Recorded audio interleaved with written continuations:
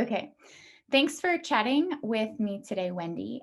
Let's get started with this first question, which is what strategies can team members use to manage burnout? Great question, Samantha. Burnout is here, it's real, but with a pandemic, it is even a larger problem. People have had their homes turned over with a different type of dynamic going on. Parents have children Zooming at home.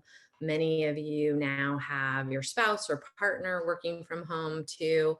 And so it's created a much more hectic situation from working from home. And so taking something like the pandemic, which we can't control, and putting into our hands items that we can control and help for burnout, things such as the basics, such as getting good night's sleep, eating well, and exercising. Those are the three things that I know we can control. And if we keep top of mind, it really can help burnout. I always like to get movement. And if the weather is appropriate, get outside, get fresh air, go on a walk. It helps immensely. It's so easy, I think, in this time to roll out of bed and go straight to your office or your computer and just work all day.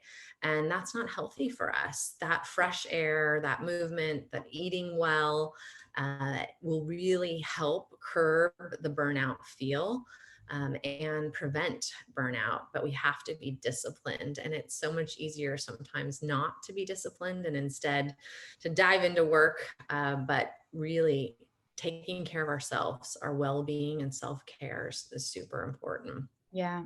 I think it's so great to highlight the things that we can control because personally, when I think about burnout, it's a feeling of losing control. And so Mhm. focusing on those aspect of our lives, regardless of if we're living through a COVID pandemic or not, focusing on those things that we can control is such a practical way to get ahead of those out of control feelings that come along with burnout. Yes, it's such a good point, Samantha. And things like calling up a friend and laughing, Mhm. watching a comedy show. These items are so good for the soul and really help us. But it's relying on us to be disciplined, and sometimes that's not so easy.